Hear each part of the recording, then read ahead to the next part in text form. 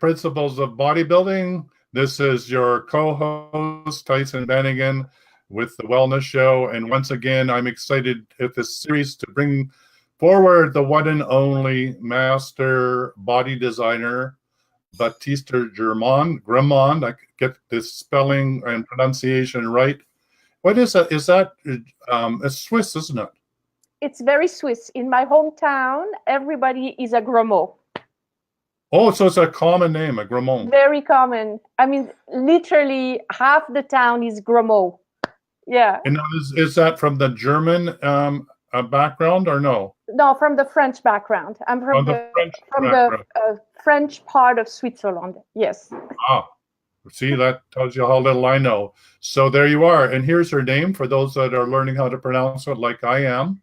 And the topic today is the sacred geometry of bodybuilding. And so welcome back to the show. This is going to be an interesting one. Leonardo da Vinci is one of my favorite, and he's going to be one of the examples we're going to talk about. So let's get it underway. All right. So first of all, I want to say that this is not going to be a lecture on sacred geometry, because my purpose of taking this topic is actually connecting the dots with actually being in a physical body right now. And so I'm not going to go into numbers and mathematics and all that. This is not the purpose of this, but it's really like connecting the dots. And again, when I came about this knowledge or this idea that there were dots to be connected, is that day I was in the meditation room, and I had spent 30 years in learning all about all these topics, the flower of life and the energy and the Vitruvian man and, the religions and all the things that has to do with really being outside of the body, reaching for energies. And I was so fascinated by all that world that moment when I woke up in that room and I saw that my body was falling apart, I prayed and I visualized and I made all the intentions to find the piece of the puzzle missing so that I could connect the dots for myself. At that time, I didn't have the intention to do shows or to write about it, or I knew nothing. There was just that I knew something was missing. And when I found it, then it started to become obvious that this is, my mission in life. And so through this process, I've come to understand actually this topic of sacred geometry and what that might look like for us human beings on the planet and who are searching for answers to, first of all, better ourselves, to have better quality of life. But when we are light workers, the outcome, what we're really looking for is enlightenment, is reaching higher levels of consciousness. And what I've really realized is that the body is really where it's at. So that's what you were saying. Is the body is the temple, right? Yeah, exactly. So there you go. So why do we say the body is the temple? Okay, this is something that we hear it every day. Oh, the body is the temple. So what does that exactly mean? So in history, okay, what we have to understand is that, okay, Leonardo da Vinci created the Vitruvian man in 1487, and he created the Vitruvian man according to the studies and the teaching of Vitruvius, which was an architect in a Roman architect. And Vitruvius actually believed that the ancient temples were actually built according to the shapes and the dimensions of the perfect man. Okay, so he was an architect and he was building all these architectures and these buildings or whatever, but he himself believed that the temples were actually created, built, because according to the proportion of the perfect man, then that would be perfect symmetry, and to recreate temples that would actually stand the weather of time and all this, that it had to match those proportions. So I thought that it was a really interesting a really interesting concept, because like in the Bible we say the body is the temple, and like Jesus says, don't build your house on sand. Of course, in Christianity we think about it in terms of Christianity, then we have to be Christians to the sand in Christianity, they interpret it like, if you're not Christian, then your house is built on sand, right? Right. But we have to look at a broader perspective. Like I love to compare to not to be too esoteric and too out there. Just look at the tale of the three little pigs, right? So you have the house that's built on with twigs. You have the house that's and then you have the house that's built with bricks.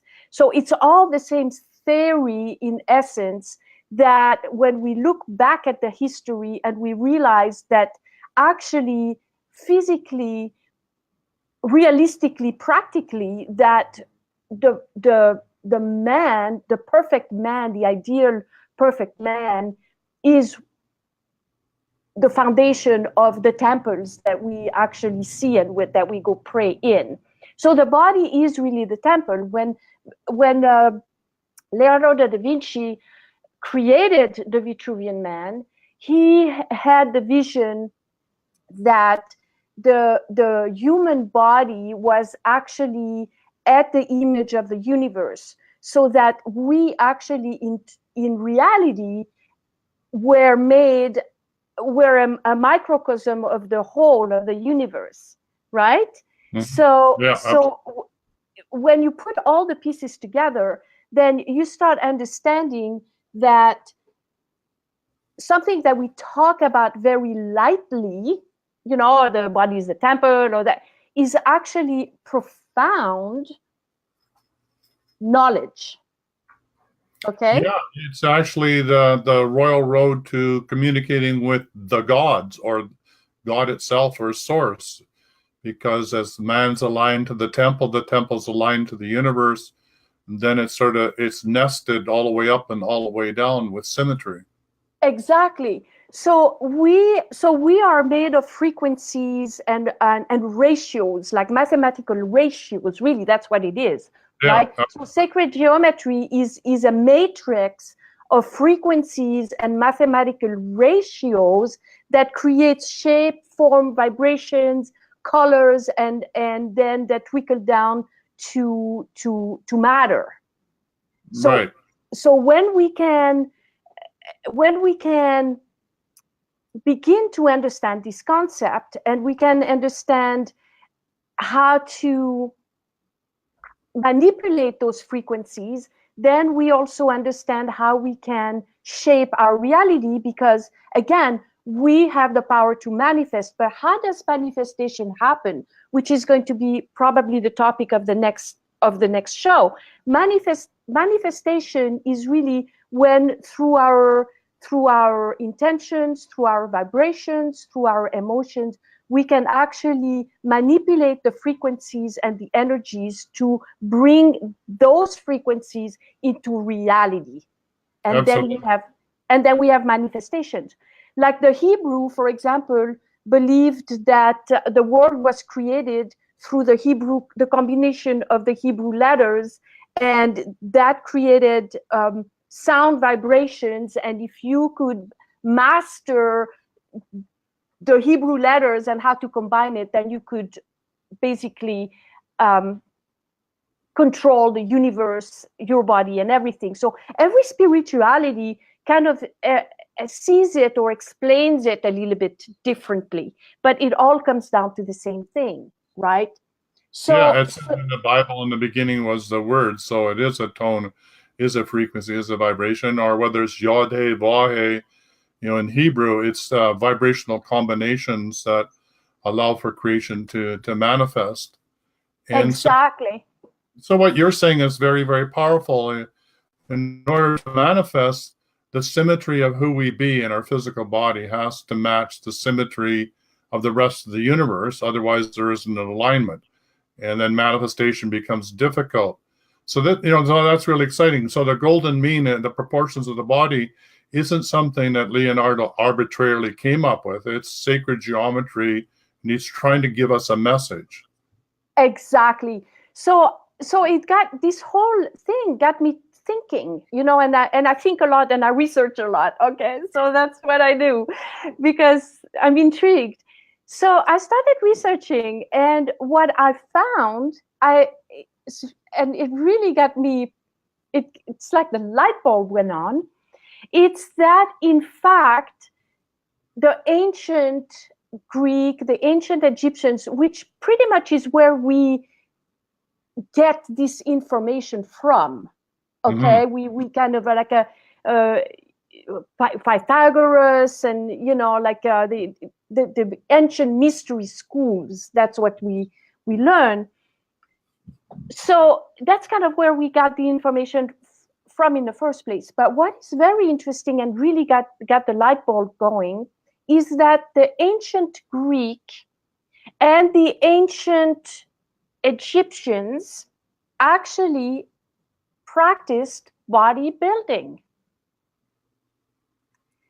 And that was really big news to me, and it really started to connect the dots. They used to use rocks, like weights. They didn't have gyms, they didn't have dumbbells, they didn't have any of that. But they did use rocks. Even the monks, the Tibetan monks, they also practiced bodybuilding in a sense. They were using cauldrons full of heavy things, because they understood that they needed to be stronger physically. They did it not for entertainment and not to win contests. They did it for life, for health, to improve their quality of life, and just to be stronger, right? And so you can just, and if you don't believe me, just go to a museum and go look at the ancient the Greek sculptures. If you look at Greek sculptures, they are beautiful sculpted bodies, and if you look at the art form of the different ages, it represents kind of the lifestyle that they lived, right?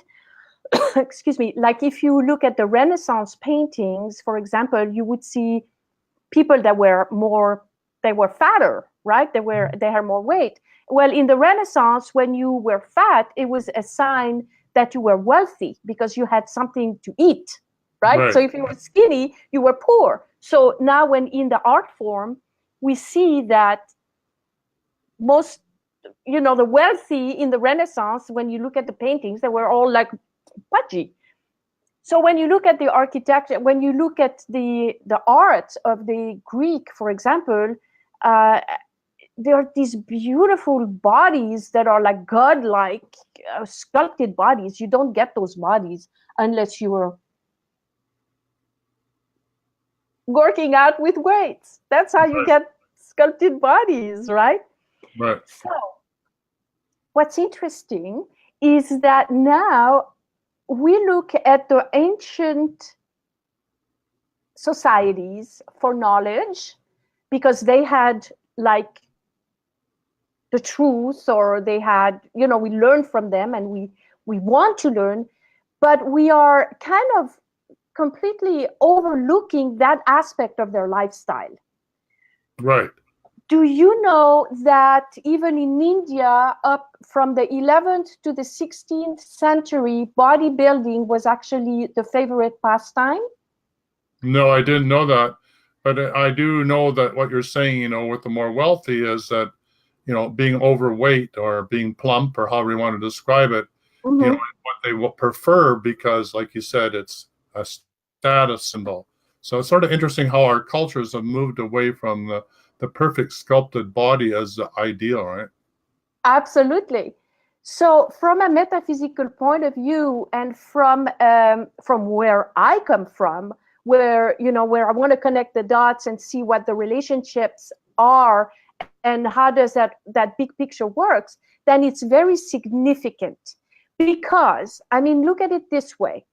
If we think about like Leonardo da Vinci, and he's there trying to figure out what the ratios are and how to, what the proportion are and what does that look like, and he's trying to get the answers, and his inspiration comes from Vitruvius, who already has discovered that the temples were built from the perfect dimension of the perfect man. And then at those days the pastime was bodybuilding, and we were, as an example, as a visual, that's what they were looking at. They were looking at those sculpted bodies, right? Then there is a relationship. Mm-hmm. Okay, there is a relationship between what they envisioned and what they were seeing. They didn't do those dimensions out of people that were obese, overweight, and it didn't happen that way. Okay, No. It didn't happen that way. So, to go back to the history, just to finish that train of thought. So India had a favorite pastime from 11th to 16th century, where they also practiced bodybuilding for health, to be stronger and to improve quality of life. Then for some reason, bodybuilding fell off the map. Okay, from the 16th century to the 19th century, somehow it vanished, it disappeared. In the 19th century, it came back. And people started to lift weight again, but with a total different purpose in mind. At that point, it was for entertainment, game, show, contests, so they didn't have any more health, proportion, physique, and all this good stuff in mind anymore. At that point, it was more like, oh, who can be the strongest, or shows, and that's where you had the circus, where they had the strongmen or whatever. And that is, from there, that's where we are now, where I feel that we are getting past that show business type of bodybuilding era, where we are starting to come back to thinking about health, aesthetics, symmetry. And as the planet evolves, then I believe as a race, as a human race, that we can realign with some of these values. Okay, because if we have the power to create, as we mentioned earlier, then how do we envision the new earth? How do we envision that we will progress as a human species? Right? We have to think about that. Yeah, it makes perfect sense. And one of the keys to longevity, of course, is in the proportions of the body as well, right? The stimulations of the blood and the blood flow and the muscles and all that, keeps the body vibrant and healthy, and therefore longevity is something that naturally occurs. Becomes less of a struggle. Exactly. So let's talk a little bit about how does that apply to bodybuilding, or let's go into a little bit of practicality of how that could work. So we already know that we can create that symmetry, the frequencies, and the cosmos, the universe is a matrix of frequencies and mathematical ratios. We are built at the image of the universe. In fact, we embody the geometry. We are it, right? Mm-hmm. So numbers, frequencies, sounds, and all these different elements affect our body and they affect our body in different ways. We know, like the studies, the research that Emoto did with the water when he played classical music to the water, the water changed shape, and depending on the music, it blossomed, or so it's already been proven. So when we know this, and we realize that it's just not a theory, but it is a fact, then we think about the power that we have with the tool like bodybuilding, which is extremely powerful, because when you lift weight, you have the power to actually change the structure of the body, because weight is a force, right? It's energy, but it's also it's a very dense energy. So when you lift it, you actually have the power to manipulate the human physique.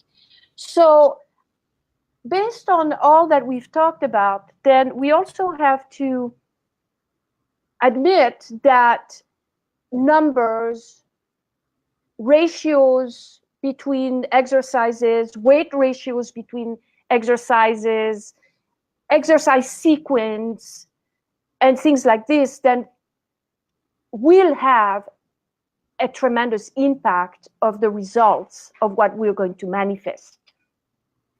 Yeah, absolutely. Right?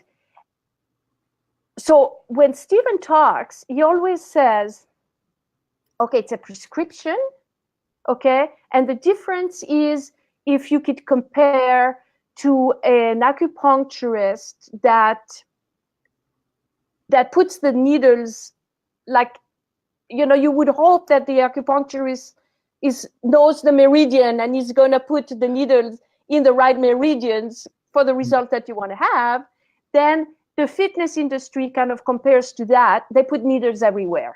In other words, there's not really any systematic form or system that takes into account number of reps, number of sets, how much weight. If you do this exercise with this weight, then how much weight you should do it for the next. It's kind of like a little bit of do whatever. So this is what the prescription training does. It has a system that takes into consideration all these elements. Now, I want to bring something back from the Vitruvian man, because everything that happens, it starts with a thought and the seed of a thought. Okay, so when Leonardo da Vinci designed the Vitruvian Man, he designed it on paper, but really, logically speaking, do you really think that he had in mind just leaving that thought to just be paper? No, he had to figure out the golden mean and the proportions. And it had, there was a symmetry and geometry that was already preordained that would give him the perfect body. So it wasn't something that he created out of the blue. It was something that was mathematically proportionally. Yes. If you understood the proportions of the golden mean, there was only one way it could be. Exactly. So, and if it wasn't that way, it wasn't correct. Exactly. But the next logical step, though, wouldn't it be to take that image and now manifest it into an actual human being? I mean, yeah, you're right, because that's what the Greek and Roman sculptures did, right? Exactly. And this is where the connecting dot is. You see, in the universe, time doesn't exist. There is no time. It's all now. In our reality here, we think about the Vitruvian Man, 1487. Oh, that was hundreds of years ago, and yeah, here we are. But in the universe, there is no time. It's all now. So the idea and the seed planted with the Vitruvian Man, and the idea that I have with Stephen's program, that now this is a tool that's brought to us to actually put into motion that, to bring the body back into its natural proportionate state, then it's just a complete logical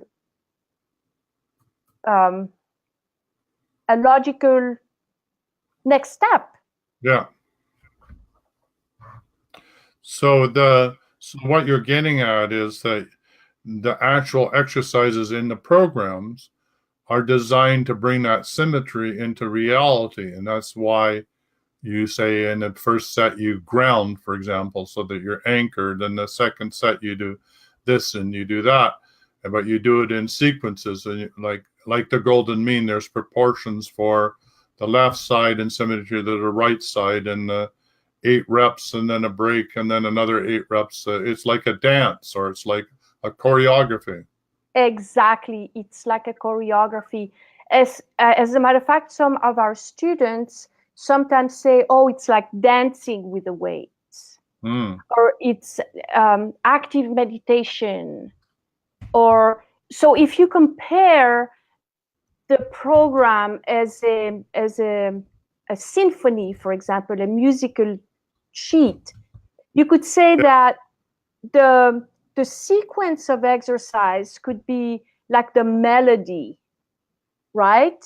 The musical frame, the melody, and then the form, because form and technique matters, because we want that symmetry. We want to have that symmetrical, balanced physique, so that we can, the posture and all this. So the form and technique, that's the texture of the music. But then you have the number of reps and the number of sets. That's the rhythm, the tempo. It defines that.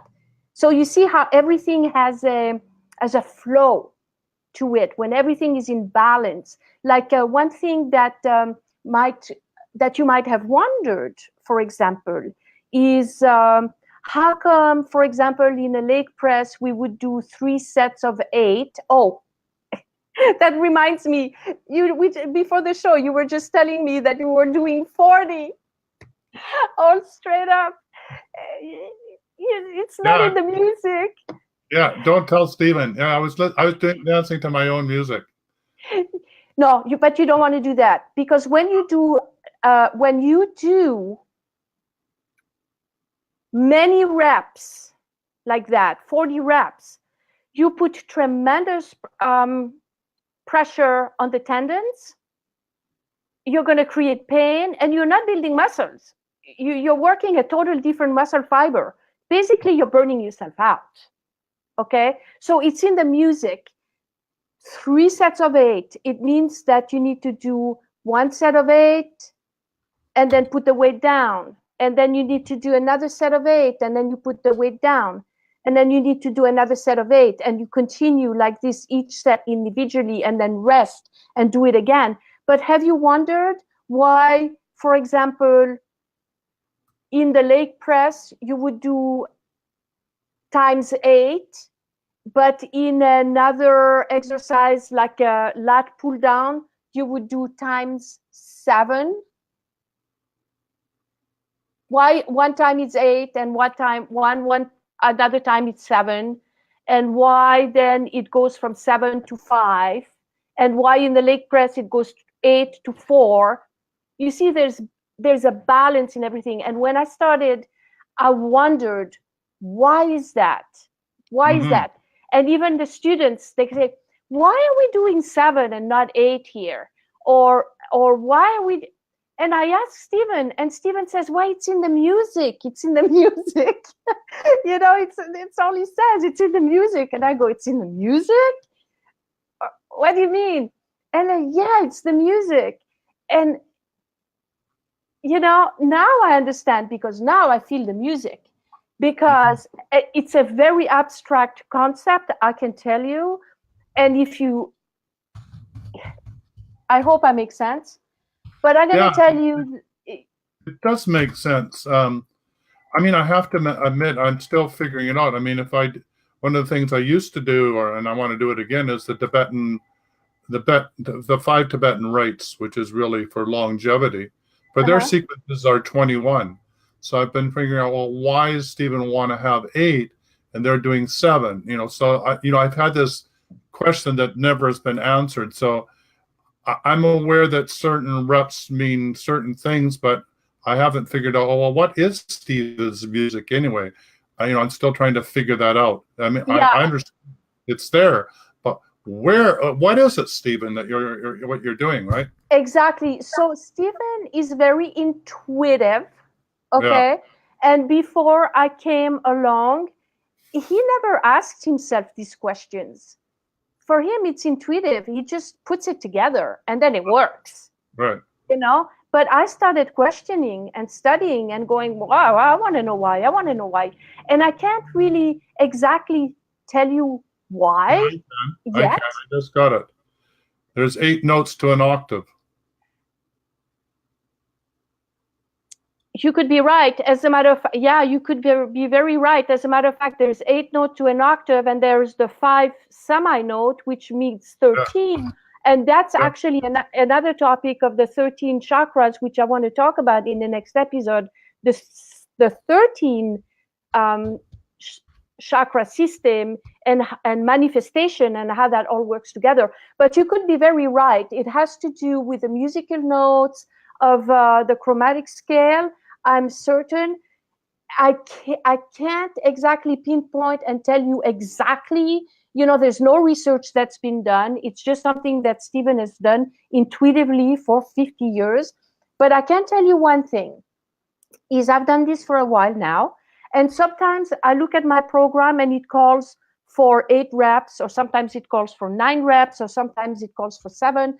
But my eyes are not so good, and I don't bring my glasses to the gym. So sometimes I miscalculate. Sometimes I think it's an 8 and it's really a 9. You know what I mean?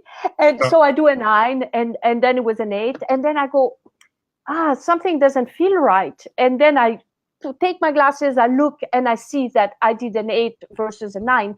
And I can tell you that it makes a huge difference when you become really sensitive to the rhythm. Now, it takes time, okay? But what I want to say about this is that, in history, there have been some amazing scientists or whatever, that have come up with their own theory. There's Einstein, there's Tesla, there's men in history that have brought forward a knowledge that was new at the time. Okay. And so I really believe that this is a knowledge that is now becoming or being revealed, and it's maybe not so easy to understand yet, but I suspect that in time there will be research on it, and it will become like common knowledge, just like some other things that now we take for granted. Like, now we still refer to Einstein and we go, oh wow, so this is profound knowledge. And I know, because I feel it, I live it, and it's something that I impersonate personally, because I live it, and I really believe that there is profound truth in these ratio and these calculations and these sets and reps, because they do produce those spectacular bodies for those who continue to follow the tools. It doesn't happen overnight. Well, I guess I better behave myself and play the 8 notes and take a break. And play another 8 notes and take a break, and stop speed dialing through the music. Exactly. So, yeah, and that does make sense. I mean, I do love the feeling, though. I got to tell you, it's addictive to be able to do, for me, to be able to actually do 16 in a row. I mean, for me, whoa, so, but I get what you're saying. There's something about being able to do that. But it is true. If I do, and I can't remember, if I do 8 and stop, then the next 8 is really, really easy, and the next 8 is really, really easy, and the next 8 is really, really easy, right? Yes. So I realize that break is absolutely necessary for the rhythm. Absolutely. And that's how you build strength and how that you mold the body. There will be a time later where we change the pace and we do more reps. Yeah. That it will happen because it's a rhythm. This rep scale is not glued and stuck forever. This is just a preliminary process to actually start rebuilding the muscle mass and put those synergistic muscles back in place. And it needs to be easy because you need to get to that weight. No wonder you are having trouble on the heavier weight because you burn yourself out on those preliminary sets. See, it's all a progression. It's the music, it's the rhythm, and you do it. It's your warm up, and then you get to the sets where you have very few reps and higher weight, and now you're really ready to just really do it. Muscles have memory, and once you do that, then you set.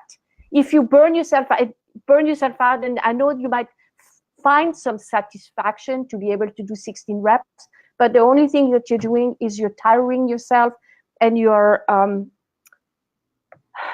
putting a lot of aggravation on your tendons.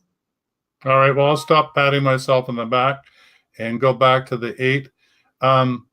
It was really interesting in the gym this morning because there was 2 grunters and groaners, and it really made me aware for myself that, hey, this is gentle, this is smooth, this is being within the zone, this is pushing the weight, this is being with it. And if I'm feeling I need to be grunting and groaning, I am straining myself. This is not what this is about.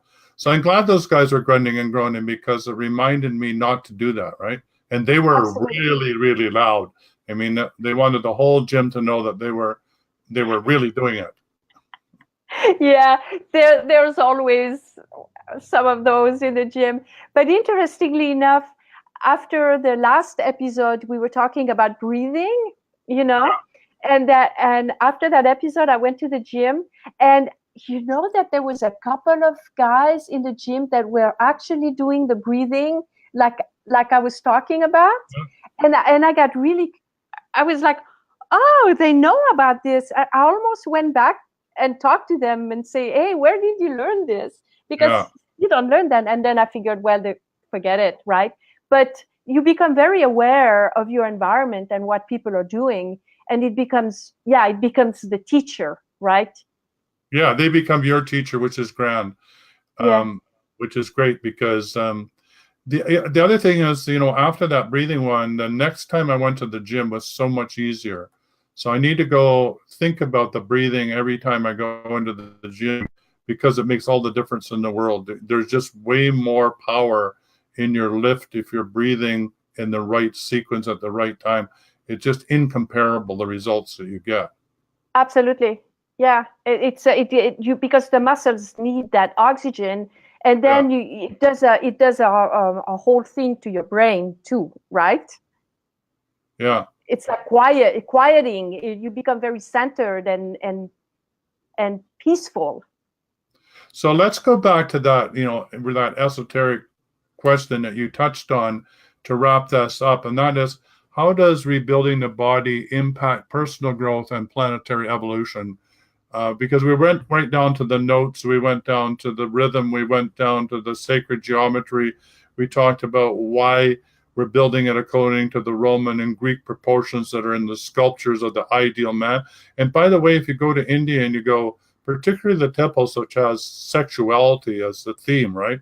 Yes. They're all proportioned. All the men and the women are perfectly proportioned, very similar to Greek mythology. And it's interesting because you don't see very many women in Greek or Roman statuary, but you do see it in Indian, and you see that symmetry in the divine feminine and as well as in the masculine. All the gods have that same symmetry, which is similar to the Greek and the Romans.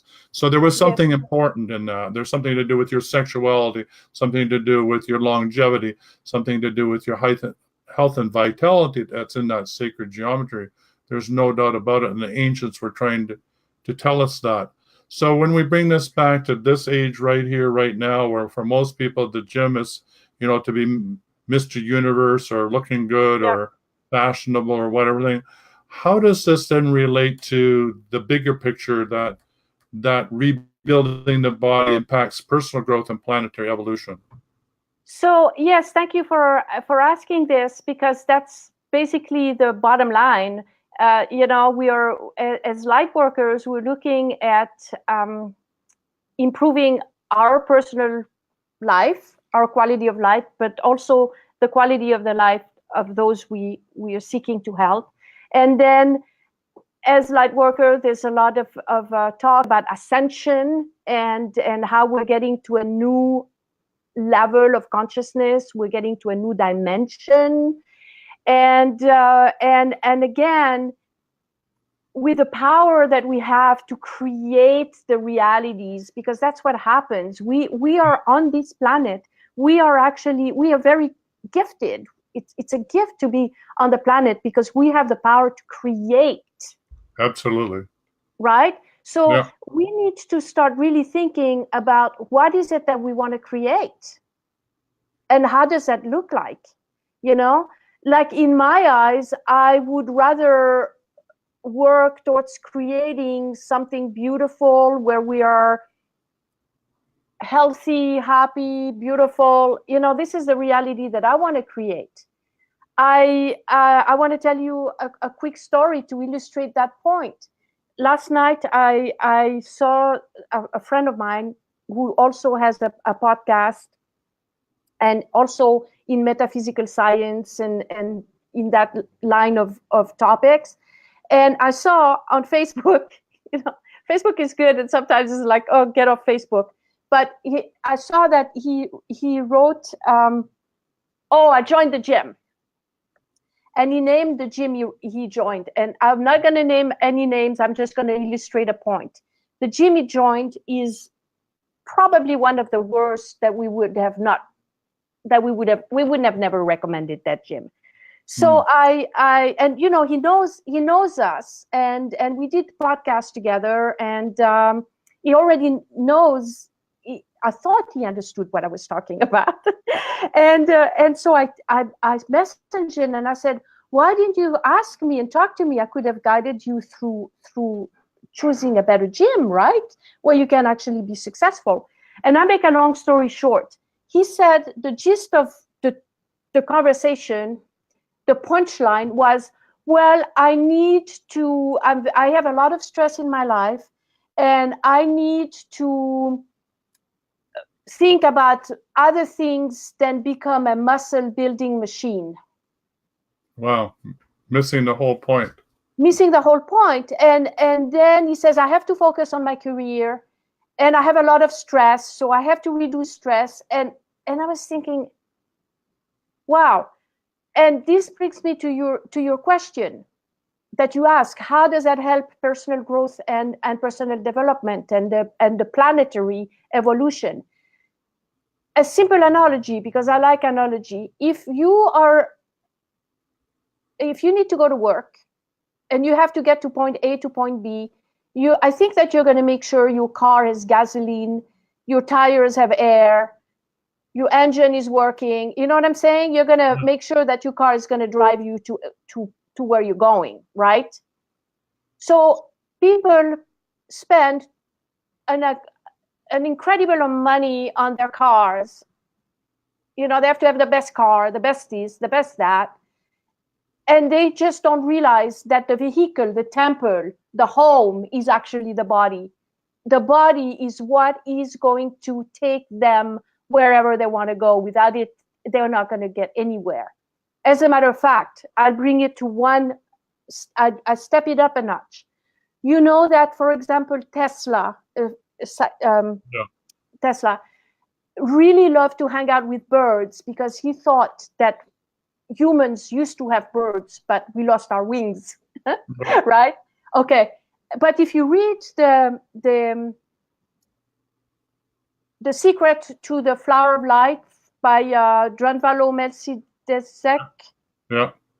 you also learn that we have an energetical field that is, he called the Merkabah, and that is actually our light body that gives us the ability to actually transport and actually get to different dimensions. So in actuality, we do have wings, right?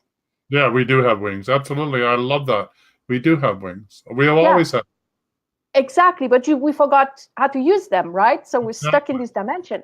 So this is where this comes in. You know, we need to see what is it that we want to manifest, what is it that we really are looking for, and focus on that, and know that there are tools that can help us. If you can become the best you can become, because Stephen always look at people and he says, oh, they're missing half their bodies. They're missing half their bodies. And people look at him like, what do you mean I'm missing half my body? But think about how profound that is. Because we have muscles in our body for a certain purpose. We were born with them. But most people, half their bodies is atrophied.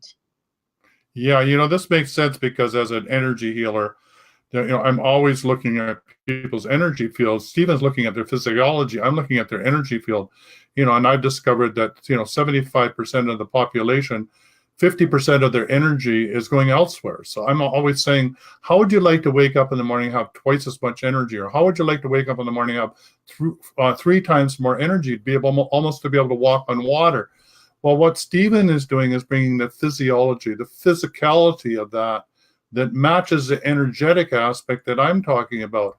So the two are like a perfect marriage. And I understand Stephen saying, oh, half their body's missing, or, you know, or I get what he's saying, because energetically they're losing all of their lifeblood. Their whole energy is going elsewhere.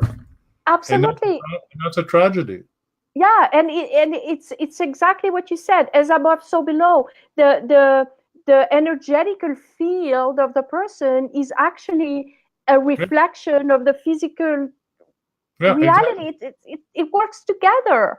So when you actually wake up those muscle parts, you reconnect the dots physically in the body, in your synergetic muscles, the connecting links that hold your body up, then it works on your energy field, it works on everything. So it's a must. I say that rebuilding the muscular structure of the body is a must for our personal growth and for planetary evolution, because to me it makes complete sense. Yeah, your body learns how to sing and dance again. Which brings me to a personal question. I saw a picture of you all dressed up as a flamenco dancer. Have you been dancing lately? No, I'm retired from dancing. Where did you see that picture? I saw it somewhere on your Facebook page, and I said, there you are, and it's from the back. Oh, yes. And I thought, you know, have you done flamenco recently just for fun, or I'm just curious? No, because you know, I would love to. I'm curious. You know, I'd love for you to do that. You know, if it was ever presented for you, because I have a sense that with what's happening with you and your physicality in your body, it would be such an amazing experience for you to rediscover your body in that way. So anyway, I put that out as a challenge for you.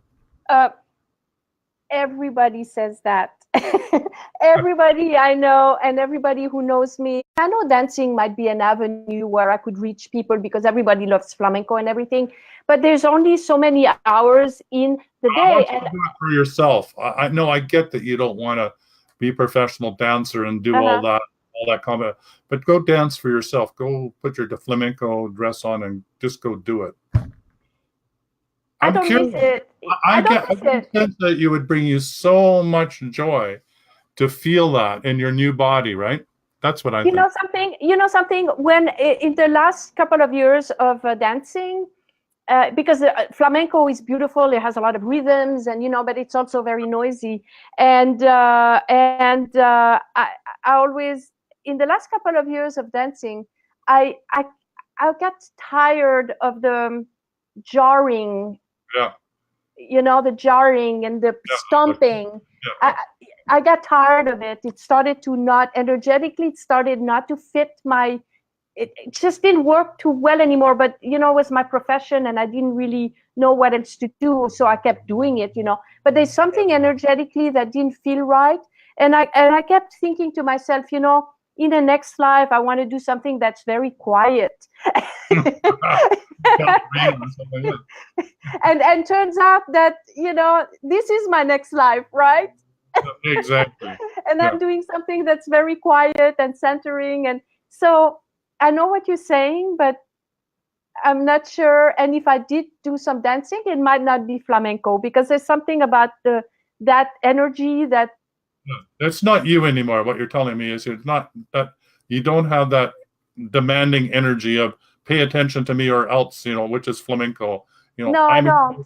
You pay attention to me or else, you know, like da da da da da da da. Yeah, I get that. Yeah. You're saying, no, look at me. I'm a divine feminine. I'm a graceful. I don't need to be that way anymore in the world. So I get that. So that makes sense to me. So I won't push you anymore. But dance, I know for you would be just in this body that you've created for yourself would be amazing for you to experience. I might come up with a new form of dancing. Absolutely. Flamenco plus. Or something. I don't know. Yeah. Yeah, absolutely. Well, again, it's been an interesting show, and thank you very much. I love all this because I get to take it right back into the gym and put it to practice and learn from it. And I hope everybody that does listen to this show now and in the future gets the same satisfaction out of that I do, that it really helps me understand why is it that I'm doing 8 reps and I'm not supposed to be doing 16. And I can just hear Stephen in the background saying, what is that man doing again? But, you know, it's all a learning curve, and we learn why we do what we do and what we shouldn't do. So for that, I'm truly grateful. So what's next? Do you have any premonitions about where we're going next? Yes, I have a good premonition of what's next. I wanted to, the next logical thing to me would be to talk about manifestation.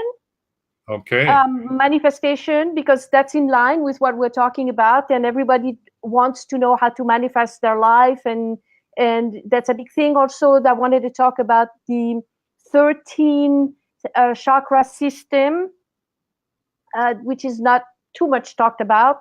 And a while back, I had a dream about something that has to do with manifestation. I'm not going to tell you what it is because I don't want to give it away, but it's something that I have never heard about manifestation. There's a lot of talk about the law of attraction and, you know, things that we kind of mainstream now. But that thing I dreamed one time, I never heard that anywhere before. And I got intrigued. I started researching it. And somewhere online, somehow, I found something about it that kind of confirmed my dream. And it's to me, I think it's the secret of manifestation that is untold, that nobody knows about, or maybe very few. And there's something that I wanted to talk about and put it in the shows. I think that it would be valuable. Always taking into consideration that everything in my world, everything begins with the body, where we can, you know, hold the energies. So I don't want to get too far out of the box, you know, throughout there. But I thought manifestation and the 13 chakra system would be a good topic to, as a follow up to what we've talked about today. Great. That's one of my favorite topics. All right. I'm looking forward to that. Same time, same place, 2 p.m.